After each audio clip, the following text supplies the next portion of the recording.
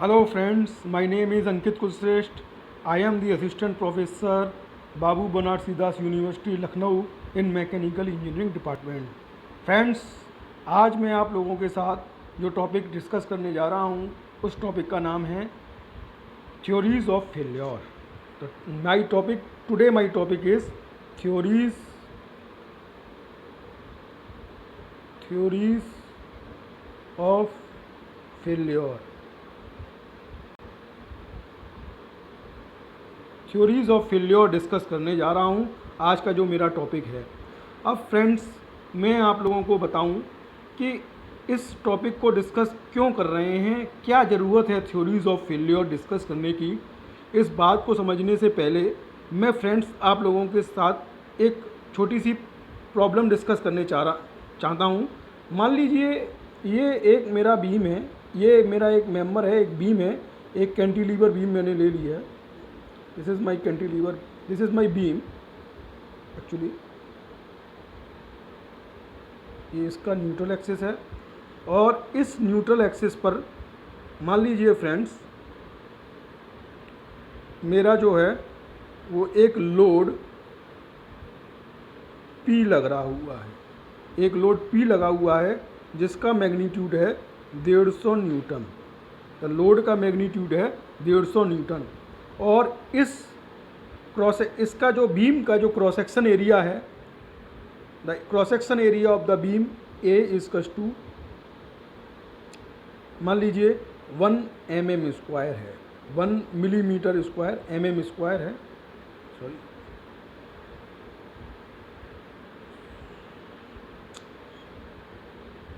दोबारा से देखते हैं फ्रेंड्स. मान लीजिए ये मेरी एक कैंटिलीवर बीम है जो मैं प्रॉब्लम डिस्कस करने जा रहा हूँ. एक कैंटिलीवर बीम है, this is my cantilever beam, this is the neutral axis of the cantilever beam. और इस बीम पर मेरा एक लोड P लग रहा है, this is the load P acting on the body. अब इस बीम का लोड P की जो वैल्यू है वो 150 मेगापास्कल न्यूटन है, 150 न्यूटन है सॉरी. और इस बीम का जो क्रॉस सेक्शनल एरिया है ए वो मेरा 1 mm स्क्वायर है.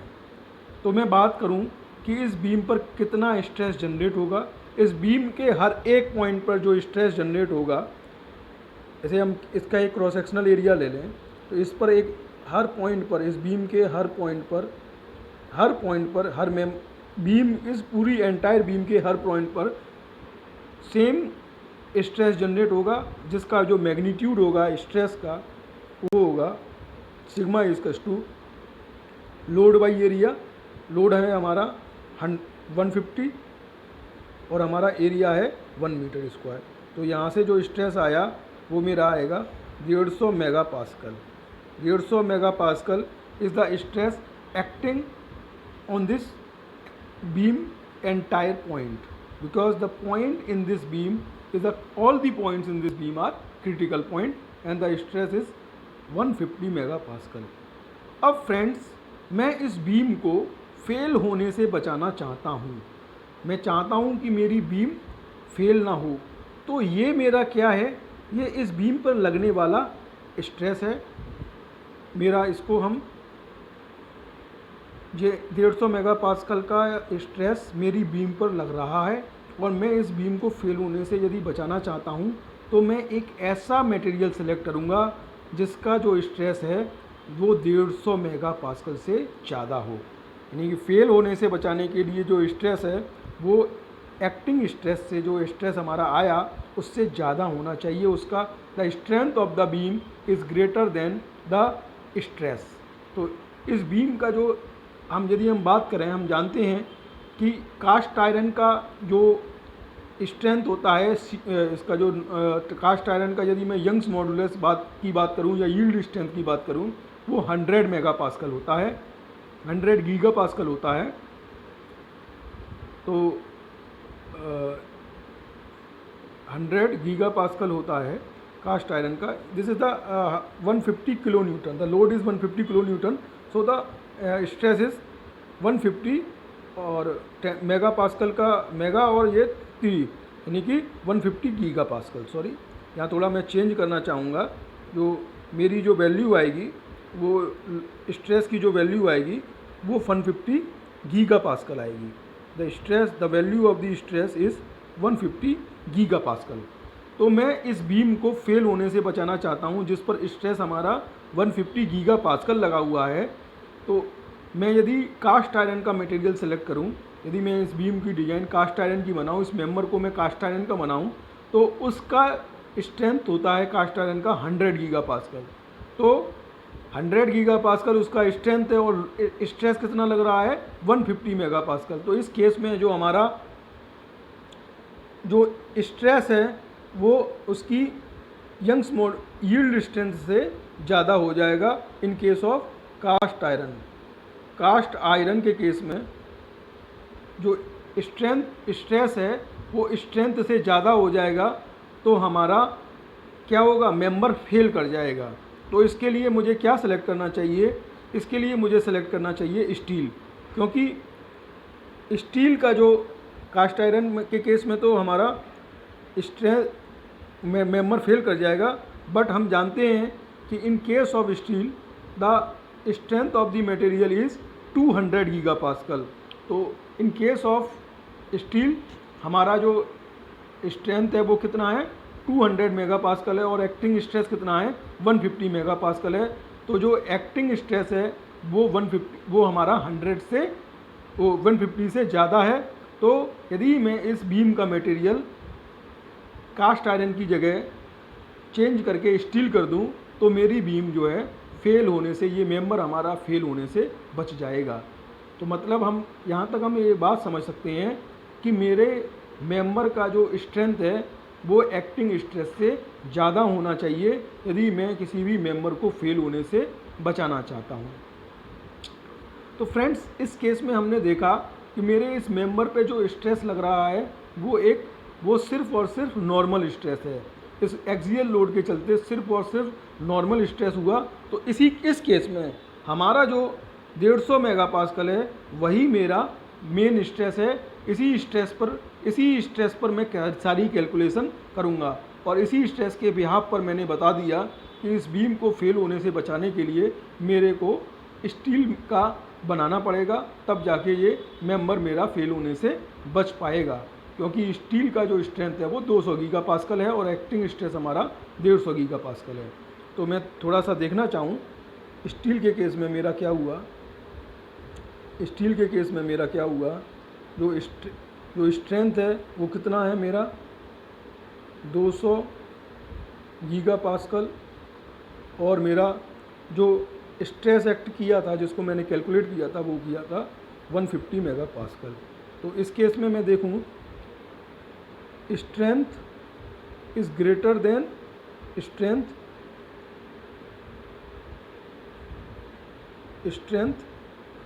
Yield strength is greater than stress, तो मेरा जो मेंबर है वो फेल होने से बच जाएगा। तो इस केस में हमारा जो एक ही स्ट्रेस था तो मैंने डिज़ाइन किस पे की 150 मेगा पास्कल पर। और एक और चीज़ मैं यहाँ थोड़ा सा बताना चाहूँ कि जो हमारा एक चीज़ होती है फैक्टर ऑफ सेफ्टी, FOS जो होता है, it is the ratio of yield strength of the material की जो स्ट्रेंथ है, या तो अल्टीमेट स्ट्रेंथ की बात करते हैं, यदि हम प्लास्टिक फेलियर को भी लेते हैं तो अल्टीमेट स्ट्रेंथ की बात करते हैं, यदि हम सिर्फ और सिर्फ इलास्टिक लिमिट तक रहते हैं तो हम यील्ड स्ट्रेंथ की बात करते हैं। तो acting strength of the material, it is the factor of safety is the ratio of strength of the material divided by acting stress. जैसे इस केस में जो हमारा जो स्ट्रेंथ है मटेरियल की, स्टील की जो यील्ड स्ट्रेंथ है वो 200 गीगा पास्कल है और जिस पर जो स्ट्रेस लग रहा है वो 150 मेगा पास्कल है। तो यहाँ से हम देखें तो जो हमारा स्ट्रेंथ आ गया, ये आ गया 4/3 यानी कि 1.33। तो हमारा जो फैक्टर ऑफ सेफ्टी आ जाएगा, हम कहेंगे कि हमने इस मटेरियल को 1.33 फैक्टर ऑफ सेफ्टी लेके डिज़ाइन किया हुआ है, 4/3 फैक्टर ऑफ सेफ्टी लेके मैंने इस बीम को डिज़ाइन किया हुआ है, इस मेंबर को डिज़ाइन किया हुआ है। यानी कि मतलब क्या हुआ, अप टू 200 गीगा पास्कल वो मेरा मेंबर फेल नहीं करेगा। बट हम कुछ फैक्टर ऑफ सेफ्टी ज़रूर लेके चलते हैं। फैक्टर ऑफ सेफ्टी लेने का रीज़न क्या होता है कि जो हमारा डिजाइन स्ट्रेस है जिस पर हमारा मेंबर फेल कर जाएगा, उससे ज़्यादा हम स्ट्रेंथ लेने की कोशिश करते हैं जिससे कि मेरा मेंबर फेल ना करे। तो ये हमारा बेसिक है कि किसी भी मेंबर को मैं कैसे फेल होने से बचा सकता हूँ। अब हम अपने मेन टॉपिक पर आते हैं कि थ्योरीज ऑफ फेल्योर हम क्यों लगाते हैं, क्या मतलब है थ्योरीज ऑफ फेल्योर का। अभी तक मैंने जो डिज़ाइन की वो किस पर की, स्ट्रेस पर की। एक ही स्ट्रेस लग रहा था, या तो उसका नेचर हमारा कैसा था, टेंसाइल स्ट्रेस जो है उस मेंबर अंडर एक्सियल लोडिंग जो स्ट्रेस जनरेट हुआ था वो सिर्फ और सिर्फ टेंसाइल स्ट्रेस का था। तो वही हमारा स्ट्रेस हमारा वर्किंग स्ट्रेस हो गया जिस पर हमको डिज़ाइन करनी है। तो फैक्टर ऑफ सेफ्टी को हम क्या कह सकते हैं, it is the ratio of strength of the material divided by, मैं लिख देता हूँ यह फॉर्मूला। फैक्टर ऑफ सेफ्टी का जो फॉर्मूला है, फैक्टर ऑफ सेफ्टी का जो फॉर्मूला है, it is the ratio of strength of the material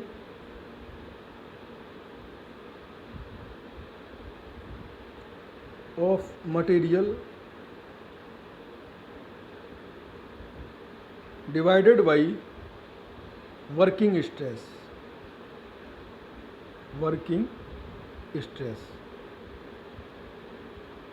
तो जो हमारा फैक्टर ऑफ सेफ्टी होता है वो मटेरियल की स्ट्रेंथ और जो वर्किंग स्ट्रेस है। जैसे इस केस में स्टील का जो यील्ड स्ट्रेंथ था वो हमारा 200 गीगा पास्कल था और हमारा जो वर्किंग स्ट्रेस था वो 150 गीगा पास्कल था। तो हमारा फैक्टर ऑफ सेफ्टी 4/3 आ गया था। तो फैक्टर ऑफ सेफ्टी के फॉर्मूले में नीचे हमेशा डिनोमिनेटर में वर्किंग स्ट्रेस। तो इस केस में जब किसी भी मेंबर पर सिर्फ एक ही नेचर का, आइदर वो उस पर शियर स्ट्रेस लगे या टेंसाइल स्ट्रेस लगे, एक ही नेचर का स्ट्रेस लगेगा, तो उस केस में वही हमारा वर्किंग स्ट्रेस होगा। जैसे कि इस केस में हमारे मेंबर पर एक एक्सियल लोड 150 किलो न्यूटन का एक एक्सियल लोड लग रहा था, तो हमारा एरिया 1 में mm² था। तो हमारा जो वर्किंग स्ट्रेस डायरेक्ट हमने कैलकुलेट किया लोड बाई एरिया, तो हमारा आ गया 150 गीगा पास्कल, हमारा वर्किंग स्ट्रेस हो गया मटेरियल का। अब हम अपने मेन जो टॉपिक है थ्योरीज ऑफ फेल्योर पर चलते हैं कि क्यों हमने थ्योरीज ऑफ फेल्योर पढ़ रहे हैं, क्या रीज़न है हमारा थ्योरीज ऑफ फेल्योर को पढ़ने का। ओके फ्रेंड्स, तो मैं अपना मेन टॉपिक पे चलता हूँ, थ्योरीज ऑफ फेल्योर। तो जैसे आप देख रहे हैं, theories of failure are used to determine the safe dimension of a component when it is subjected to combined stress due to load acting on the machine component। मतलब क्या हुआ कि theories of failure हम क्यों लगाते हैं, to determine the safe dimension, safe dimension को पता लगाने के लिए। कब, डायमेंशन ऑफ ए कंपोनेंट, उस कंपोनेंट की, when it is subjected to combined stress, जब उस कंपोनेंट पर कंबाइंड स्ट्रेस लग रहा हो due to the load acting on the machine component. मतलब किसी भी मशीन कंपोनेंट पर यदि कोई लोड लग रहा है तो उस लोड के चलते, उन लोडिंग के चलते उस कंपोनेंट पर हमारा क्या हो, कंबाइंड, हमारा जो क्रिटिकल पॉइंट आए, उस कंपोनेंट का जो क्रिटिकल पॉइंट आए, उस क्रिटिकल पॉइंट पर हमारा कैसा लोड लग रहा हो, कम, उस पर जो स्ट्रेस कंडीशन हो वो कंबाइंड स्ट्रेस हो। जैसा कि इस फिगर में, जैसा कि इस एग्जाम्पल से आप बहुत अच्छे से समझ सकते हैं। इस एग्जाम्पल में क्या है, एक हमारा वर्टिकल बार है, एक वर्टिकल बार है जैसा कि आप लोगों को दिखाया गया है। इस वर्टिकल बार पर एक एक्सियल लोड बाई डायरेक्शन में एक एक्सियल लोड P लग रहा है और साथ साथ इस वर्टिकल इस मेंबर पर एक हमारा ट्विस्टिंग मूवमेंट T लग रहा है। तो बिकॉज ऑफ दैट, इन दोनों के चलते, इस ट्विस्टिंग मूवमेंट के चलते और इस एक्सियल लोड के चलते हमारे इस मेंबर पर दो स्ट्रेस जनरेट होंगे। एक हमारा नॉर्मल स्ट्रेस जनरेट होगा, एक because of this axial load जो नॉर्मल स्ट्रेस का वेरिएशन है वो इस तरीके से आएगा। मैंने ये पहले के लेक्चरों में आपसे चर्चा की हुई है कि जब किसी भी मेंबर पर एक्सियल लोड लगता है तो उसके हर पॉइंट पर जो स्ट्रेस का मैग्नीट्यूड है वो कांस्टेंट होता है। जैसा कि आप इस में जिसको मैंने टिक किया है नंबर, इसको मैं नंबर 1 दे दूं टोटल फिगर को, इसको नंबर 2 दे दूं। जैसा कि मैंने नंबर 2 फिगर में इसको जो स्ट्रेस के वेरिएशन को ड्यू टू एक्सियल लोड मैंने यहाँ दर्शाया हुआ है। अब दूसरी बात आती है कि इस मेंबर पर हमारा एक ट्विस्टिंग मूवमेंट लग रहा है, तो इस ट्विस्टिंग मूवमेंट के चलते इस मेंबर पर क्या होगा, एक टॉर्जनल शियर स्ट्रेस जनरेट होगा, जिसके वेरिएशन को इस फिगर नंबर 3 में दर्शाया गया है। This is the variation of shear stress due to twisting movement. तो अब हम बात करें जो ट्विस्टिंग मूवमेंट का जो वेरिएशन होता है, जैसा कि आप देख रहे हैं कि इसके जो इस मेंबर के जो टॉप मोस्ट फाइबर और बॉटम मोस्ट फाइबर हैं उस पर उसका जो मैग्नीट्यूड होता है वो मैक्सिमम होता है और सेंटर पर 0 होता है। तो एक्सियल स्ट्रेस का जो मैग्नीट्यूड है वो तो सभी जगह कांस्टेंट है, बट हमारा जो शियर स्ट्रेस का मैग्नीट्यूड है उसका वैल्यू अलग अलग है।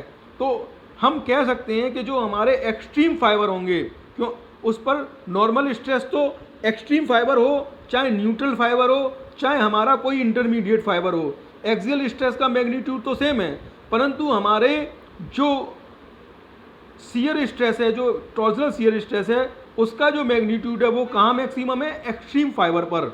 तो एक्सट्रीम फाइबर पर हमारे नॉर्मल स्ट्रेस का मैग्नीट्यूड मैक्सिमम है। नॉर्मल स्ट्रेस का मैग्नीट्यूड तो जो कांस्टेंट है वो तो हर जगह बराबर ही है, बट हमारा जो शियर स्ट्रेस का जो मैग्नीट्यूड है वो एक्सट्रीम फाइबर पर कांस्टेंट मैक्सिमम है। तो इसका मतलब क्या हुआ कि इस केस में हमारे एक्सट्रीम फाइबर वाले पॉइंट ही क्रिटिकल पॉइंट हो जाएंगे, या आइदर अपर फाइबर या लोअर फाइबर जो वाले पॉइंट हैं वही हमारे क्रिटिकल पॉइंट हो जाएंगे।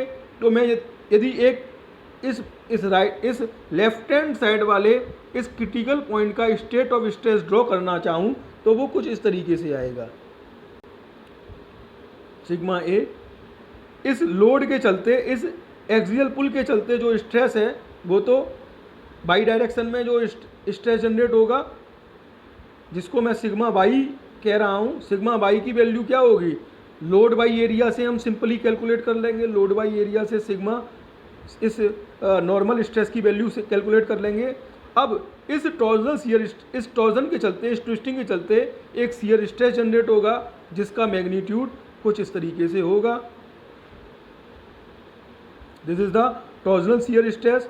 और इस टॉर्जनल शियर स्ट्रेस का जो वैल्यू है वो कैसे कैलकुलेट करेंगे, टॉर्जन इक्वेशन से, जिसको हमने कहा था T/J = T/R/G, ये वाली इक्वेशन लगाएंगे तो यहाँ से जो टॉर्जनल स्ट्रेस का जो मैग्नीट्यूड आएगा दैट इज द T/R/J।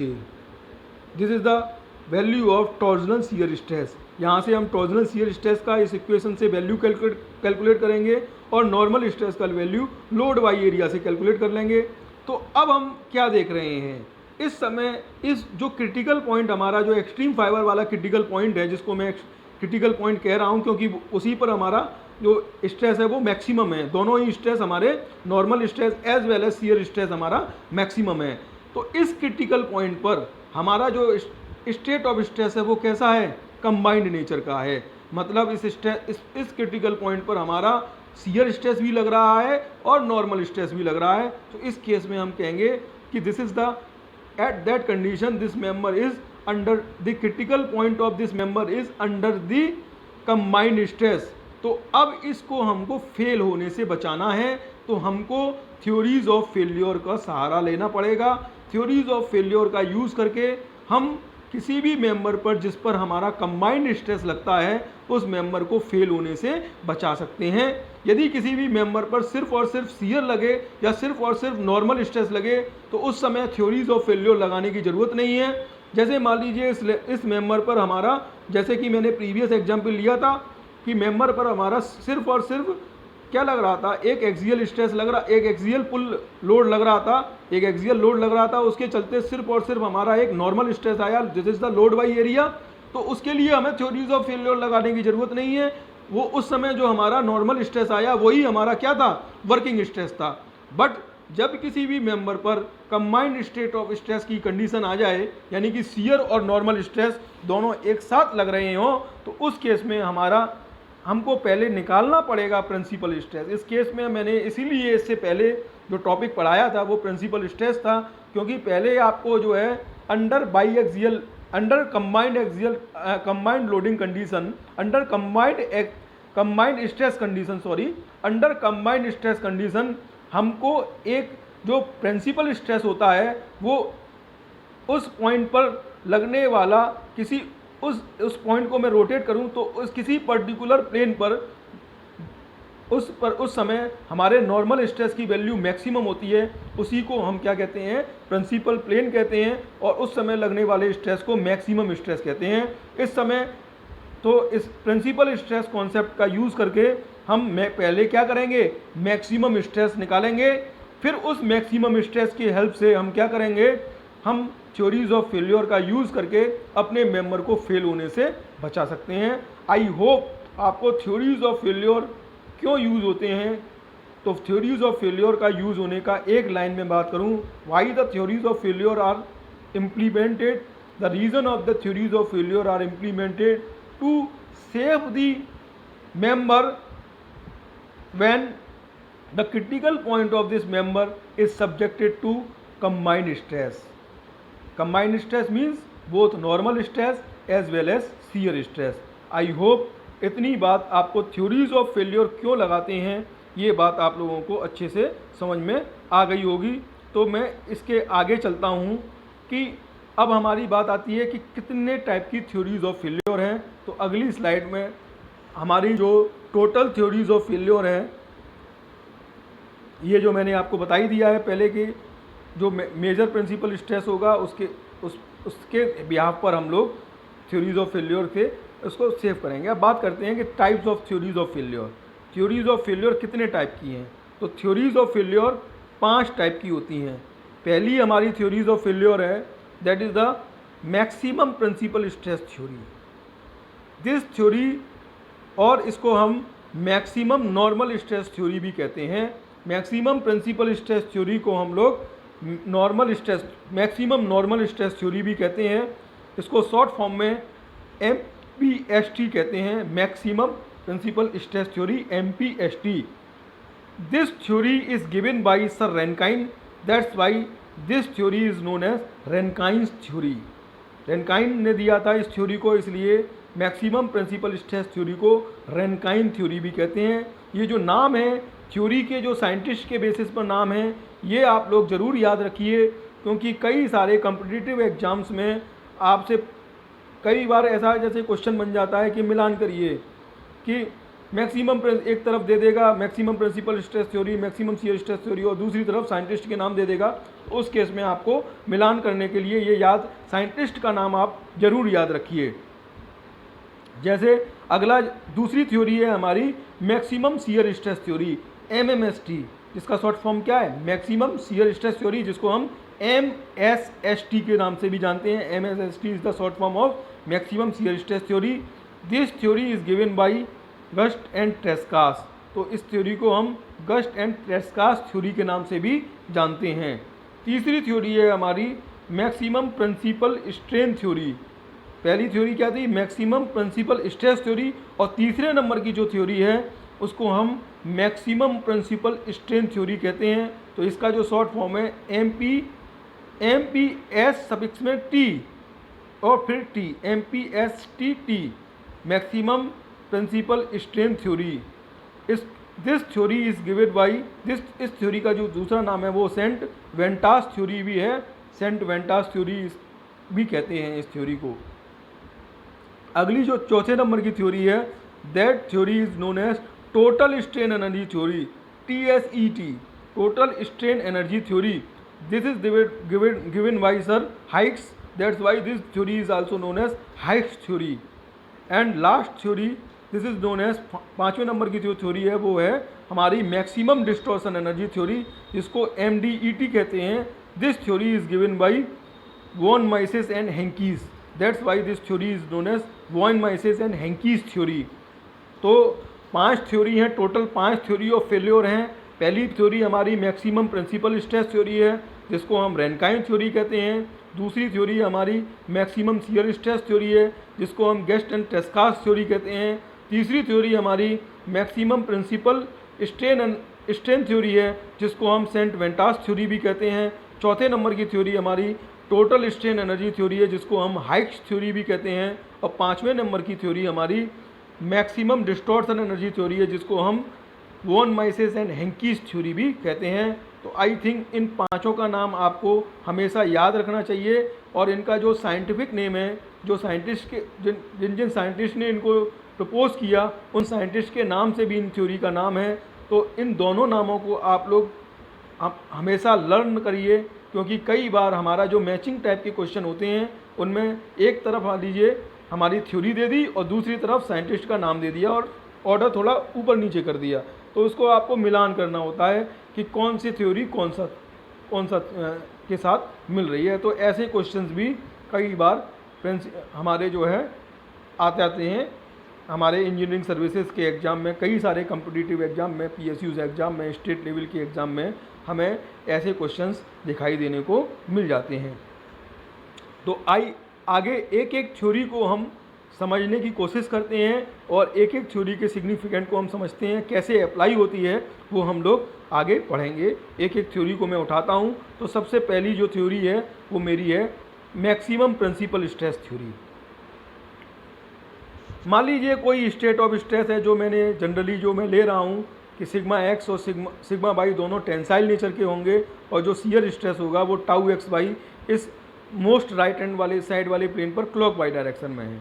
तो this is the combined state of stress, that is the no doubt this is the situation of combined stress, क्योंकि इसमें normal stress sigma x sigma y भी लग रहे हैं और एक शियर स्ट्रेस भी लग रहा है।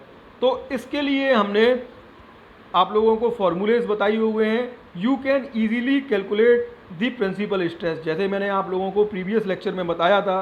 तो प्रिंसिपल स्ट्रेस कैसे निकालते हैं, सिग्मा 1 सिग्मा 2 इक्वल्स टू, यदि आप लोग भूल गए हो तो मैं मेमोराइज करा दूंगा आप लोगों को, sigma 1 sigma 2 equals to 1/2 sigma x plus sigma y plus minus under root of sigma x minus sigma y का whole square plus 4 tau x y का होल स्क्वायर। इस फॉर्मूले की हेल्प से आप लोग बड़े आराम से मेजर प्रिंसिपल स्ट्रेस सिग्मा 1 को कैलकुलेट कर सकते हैं। बहुत आसान तरीका है मेजर प्रिंसिपल स्ट्रेस कैलकुलेट करने का। तो सिग्मा 1 हमारा मान लीजिए मेजर प्रिंसिपल स्ट्रेस है।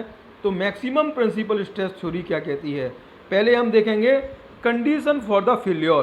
फेल्योर की कंडीशन क्या है, हमेशा यदि हमारा जो एक्टिंग स्ट्रेस है वर्किंग स्ट्रेस है, तो इस केस में मेजर प्रिंसिपल स्ट्रेस ही हमारा वर्किंग स्ट्रेस लेंगे। तो major principal stress is the working stress. यदि वर्किंग स्ट्रेस हमारा मटेरियल की यील्ड स्ट्रेंथ या अल्टीमेट स्ट्रेंथ, S/T मतलब यील्ड स्ट्रेंथ, SUT का मतलब है अल्टीमेट स्ट्रेंथ। यदि हम इलास्टिक लिमिट के अंदर रहेंगे तो हम यील्ड स्ट्रेंथ तक ही बात करेंगे, यदि हम प्लास्टिक जोन में भी जाएंगे तब अल्टीमेट स्ट्रेंथ की बात करेंगे। बट जनरली सोम की स्टडी हमारी इलास्टिक जोन तक ही होती है। तो मैक्सिमम 99% केसों में आपका जो स्ट्रेंथ यूज होता है वो यील्ड स्ट्रेंथ ही यूज होता है, अल्टीमेट स्ट्रेंथ बहुत कम यूज होता है। तो कह सकते हैं कि जो तो फिर फेलियर की कंडीशन क्या है कि एक्टिंग स्ट्रेस यानी कि जो हमारा मेजर प्रिंसिपल स्ट्रेस है वही हमारा वर्किंग स्ट्रेस है, उसकी जो वैल्यू है वो यदि मटेरियल की स्ट्रेंथ से ज़्यादा हो जाएगी तो हमारा मटेरियल फेल कर जाएगा। This is the condition of failure of the किसी कंपोनेंट। किसी भी कंपोनेंट के फेल होने की कंडीशन यही होगी जब हमारा मेजर वर्किंग स्ट्रेस जो मैक्सिमम स्ट्रेस है वो हमारे क्या हो, मटेरियल की स्ट्रेंथ से ज़्यादा हो, तो उस केस में हमारा मटेरियल फेल कर जाएगा। यदि हम अपने मटेरियल को फेल होने से बचाना चाहते हैं तो हम क्या करेंगे, हम अब हमारी जो है theory of failure this condition for safe design. तो सेफ डिजाइन की कंडीशन हम आप देख सकते हैं। यदि मैं सेफ डिजाइन की कंडीशन इसको थोड़ा जूम करूं तो कंडीशन फॉर सेफ डिजाइन क्या कह रही है, सिग्मा 1 जो मेजर प्रिंसिपल स्ट्रेस है उसकी value yield strength divided by factor of safety के बराबर होनी चाहिए। मैंने बताया था कि जैसे मान लीजिए किसी भी मेंबर पर आपका जो है 100 मेगापास्कल आपका वर्किंग स्ट्रेस आया, तो ऐसा नहीं है कि हम उसके लिए कास्ट आयरन सेलेक्ट कर लें, क्योंकि कास्ट आयरन का जो है 100 मेगा पास्कल है, तो कास्ट आयरन नहीं सेलेक्ट करेंगे। हम थोड़ा सा ज़्यादा फैक्टर ऑफ सेफ्टी वाला मटेरियल यूज करेंगे, ज़्यादा स्ट्रेंथ वाला मटेरियल करेंगे। जस्ट इक्वल टू कभी नहीं कर सकते, क्योंकि जस्ट इक्वल टू के केस में क्या होता है, हमारा जो मेंबर होता है वो फेल हो सकता है। तो कास्ट आयरन नहीं यूज करेंगे। हम इस केस में क्या कर सकते हैं, स्टील यूज कर सकते हैं। तो उस केस में हमारी जो फैक्टर ऑफ सेफ्टी हो जाएगी, तो फैक्टर ऑफ सेफ्टी का जो formula N, where N is the factor of safety. तो यदि हम देखना चाहें इस फॉर्मूले में फैक्टर ऑफ सेफ्टी एन की बात करें, this is the yield strength of the material divided by working strength. यदि यील्ड स्ट्रेंथ यदि स्टील है तो 200 गीगा पास्कल होगा, और वर्किंग स्ट्रेस हमारा 100 गीगा पास्कल है, तो इस केस में फैक्टर ऑफ सेफ्टी 2 की हो गई। तो हम हमेशा फैक्टर ऑफ सेफ्टी को कंसीडर ज़्यादातर करते ही हैं यदि हम अपने मेंबर को फेल होने से बचा सकते हैं, क्योंकि हमने जो डिज़ाइन की हुई होती है वो किसी ना किसी पर्टिकुलर सिचुएशन को, आइडियल सिचुएशन को मान के की हुई होती है। पर कभी ऐसा हो गया कि आइडियल सिचुएशन से ज़्यादा लोड हो गया, तो क्या मेंबर फेल हो जाएगा? तो हम उस केस को भी, बस से बस सिचुएशन को भी कंसीडर करते हैं कि हमारा मेंबर फिर भी ना फेल होने पाए। तो 2 की फैक्टर ऑफ सेफ्टी, जब कहीं भी आप 2 की फैक्टर ऑफ सेफ्टी ले रहे हैं तो मतलब हम नॉर्मल कंडीशन जो हमारी 100 मेगा पास्कल है उससे भी ज़्यादा 200 गीगा पास्कल तक का लोड स्ट्रेस वियर करने की आप लोग क्षमता रख रहे हैं। तो यदि 200 गीगा पास्कल तक का कोई मेंबर आपका यदि आपका कोई ब्रिज है वो 200 गीगा पास्कल तक का लोड वियर आउट कर सकता है, तो ऑब्वियस ही बात है वो 100 गीगा पास्कल तक का लोड तो वियर आउट कर ही सकता है। तो फैक्टर ऑफ सेफ्टी को ज़रूर कंसीडर करना है। Factor of safety is a very important criteria. Don't forget the concept of the factor of safety. तो यदि मैं बात करूं, नोट में लिखा हुआ है ductile material is weak in shear. Ductile material हमारे शियर में वीक होते हैं, इसलिए उनके लिए डक्टाइल मटेरियल की जो यील्ड स्ट्रेंथ होती है वो हमारी शियर स्ट्रेंथ से ज़्यादा होती है, जबकि ब्रिटल मटेरियल हमारे टेंशन में वीक होते हैं। ब्रिटल मटेरियल जो हमारे होते हैं वो टेंशन में वीक होते हैं, और डक्टाइल मटेरियल हमारे शियर में वीक होते हैं। जैसे मैं बात करूं, यदि किसी भी मशीन का फाउंडेशन बनाना है तो किसी भी मटेरियल के फाउंडेशन पर कौन सा स्ट्रेस लग रहा होता है, कंप्रेसिव स्ट्रेस लग रहा होता है। तो कंप्रेसिव स्ट्रेस में कभी, क्योंकि कंप्रेसिव स्ट्रेस हमारे कभी हम लोग डक्टाइल मटेरियल का प्रयोग नहीं करेंगे, उसके फाउंडेशन को बनाने के लिए हम हमेशा ब्रिटल मटेरियल का प्रयोग करते हैं, जैसे कास्ट आयरन। क्योंकि कास्ट आयरन हमारे कंप्रेशन में स्ट्रॉन्ग होते हैं, उसके वाइब्रेशन को वो एब्जॉर्ब कर लेते हैं। कंप्रेशन में हमारे ब्रिटल मटेरियल स्ट्रॉन्ग होते हैं, डक्टाइल मटेरियल हमारे वीक होते हैं। तो इस बात को भी आप लोगों को ध्यान रखना पड़ेगा। तो अब हम आगे बात करते हैं, दिस जो हमारी मैक्सिमम प्रिंसिपल स्ट्रेस थ्योरी है, this theory is suitable for the safe design of machine component which are made of brittle material under all loading condition. तो हमारी maximum principal stress theory brittle material के लिए ज़्यादा अच्छा काम करती है बजाय डक्टाइल मटेरियल के लिए। आई होप आपको मैक्सिमम प्रिंसिपल स्ट्रेस थ्योरी का जो बेसिक फंडा है वो समझ में आ गया होगा। अब मैं अपना दूसरी थ्योरी की तरफ चलता हूँ। दूसरी थ्योरी है हमारी maximum this theory. Second theory is the maximum shear stress theory. Theory number 2 की बात करें, that is the maximum shear stress theory. तो मैक्सिमम शियर स्ट्रेस थ्योरी क्या है हमारा, absolute tau max condition for the failure. Failure की condition क्या है, शियर स्ट्रेस थ्योरी। तो हम इसमें क्या लेंगे, हमारा जो वर्किंग स्ट्रेस क्या हो जाएगा, वो मैक्सिमम शियर स्ट्रेस होगा। तो absolute tau max is our working shear stress. Working stress, the maximum shear stress is always greater than yield strength, shear strength of the material under tension test. Shear strength of the material under tension test यदि हम बात करें तो always आप याद रखिए इस फॉर्मूले को, जो हमारी किसी भी मटेरियल की जो शियर स्ट्रेंथ होती है वो यील्ड स्ट्रेंथ का आधा होती है। यदि जैसे हम बात करें, यदि हमारे कास्ट माइल्ड स्टील के मेंबर का जो यदि यील्ड स्ट्रेंथ हमारी 200 गीगा पास्कल है, तो उसकी जो शियर स्ट्रेंथ होगी वो 200 गीगा पास्कल बाई 2 यानी कि 100 गीगा पास्कल होगी, क्योंकि यील्ड स्ट्रेंथ हमारी, शियर स्ट्रेंथ हमारी यील्ड स्ट्रेंथ का आधा होती है। इस बात को आप हमेशा याद करिए, इस चीज़ को हमेशा मेमोराइज करके आपको रखना पड़ेगा। तो आगे हम बात करें तो एब्सोल्यूट टाउ मैक्स हमारा क्या होता है, कंडीशन फॉर सेफ डिजाइन। तो सेफ डिजाइन की कंडीशन क्या होगी, एब्सोल्यूट टाउ मैक्स, ये जो हमारा वर्किंग स्ट्रेस है वो हमेशा क्या होना चाहिए, लेस देन होना चाहिए उस मटेरियल की यील्ड स्ट्रेंथ बाई 2, और यदि हम शियर स्ट्रेंथ की जगह यील्ड स्ट्रेंथ पुट करें तो yield strength divided by 2n। तो this is the condition for safe design. Absolute tau max is less than equals to shear strength divided by factor of safety और yield strength divided by 2 into factor of safety, क्योंकि shear strength की जगह हम क्या रख सकते हैं, yield strength by 2 रख सकते हैं। इस फॉर्मूले को आप लोग, this is the condition for safe design for according to maximum shear stress theory. तो अंडर बाईएक्सियल स्टेट की बात करें तो हमने बाईएक्सियल स्टेट लिया था, तो जो हमने हमेशा बताया है आपको, जो शियर स्ट्रेस होता है उसकी maximum value either maximum of sigma 1/2 और सिग्मा 1 माइनस सिग्मा 2/2 में से जो मैक्सिमम होगा वही वैल्यू हमारी क्या होगी, वही हमारा क्या होगा, उसी को स्ट्रेस को हम सेलेक्ट कर लेंगे। That stress is the working stress is less than equals to yield strength by 2, यानी कि एब्सोल्यूट टाउ मैक्स की वैल्यू हमने पुट की, जो फॉर्मूले हमको मालूम है।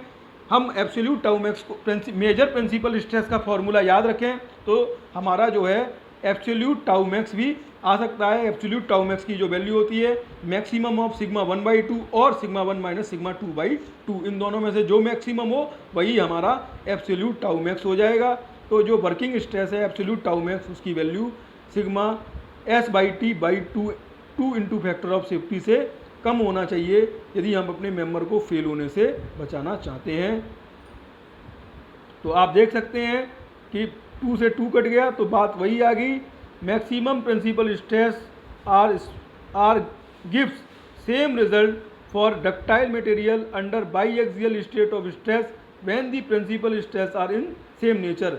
मान लीजिए किसी भी मेंबर पर जो सिग्मा 1 हमारा मेजर प्रिंसिपल स्ट्रेस है और सिग्मा 2 हमारा माइनर प्रिंसिपल स्ट्रेस है, और दोनों ही हमारे टेंसाइल नेचर के आ रहे हैं, सेम नेचर के, यानी टेंसाइल नेचर आइदर दोनों कंप्रेसिव नेचर के आ रहे हैं, तो उस केस में सिग्मा 1 माइनस सिग्मा 2 कभी मैक्सिमम नहीं हो सकता, वो तो हमेशा हमेशा कम ही होगा। जो मैक्सिमम होगा वो सिग्मा 1/2 होगा। तो यानी कि सेम, यदि हमारा किसी भी मेंबर पर सेम स्ट्रेस की कंडीशन आ रही है तो मैक्सिमम शियर स्ट्रेस थ्योरी और मैक्सिमम प्रिंसिपल स्ट्रेस थ्योरी दोनों ही हमारा सेम रिजल्ट देती हैं, क्योंकि यहाँ से आप देख सकते हैं 2 से 2 कैंसिल हो गया, दोनों ही सेम बात आएंगी। बट यदि हमारा कुछ इस तरीके से कंडीशन है कि हमारा एक सिग्मा 1 तो टेंसाइल नेचर का है और सिग्मा 2 कंप्रेसिव नेचर का है, तो उस केस में हमारा मैक्सिमम प्रिंसिपल स्ट्रेस थ्योरी कुछ अलग रिजल्ट देगी। वो तो सिग्मा 1 वो उसके अकॉर्डिंग क्या हो जाएगा, sigma 1 is less than equals to S/T/n।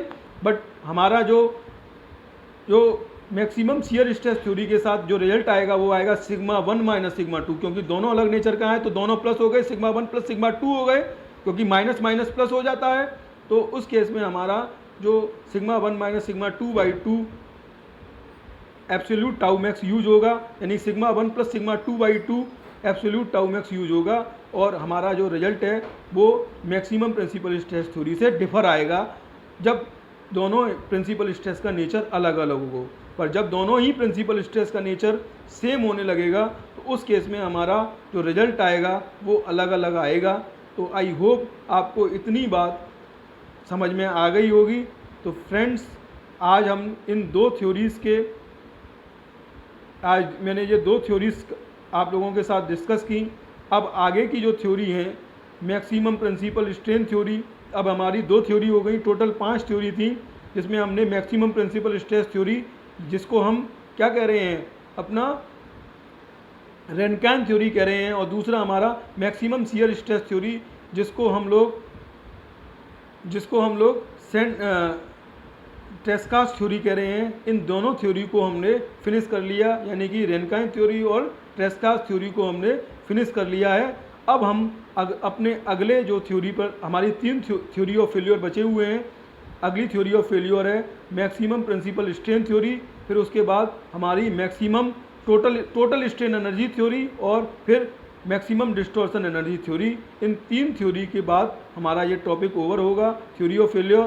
तो अभी इस आज के लेक्चर में मैं यहीं पर इन 2 थ्योरीज़ के साथ अपना लेक्चर फिनिश कर रहा हूँ और कल के लेक्चर में मैं पहले इन 3 थ्योरीज़ ऑफ फेल्योर को आपके साथ डिस्कस करूँगा।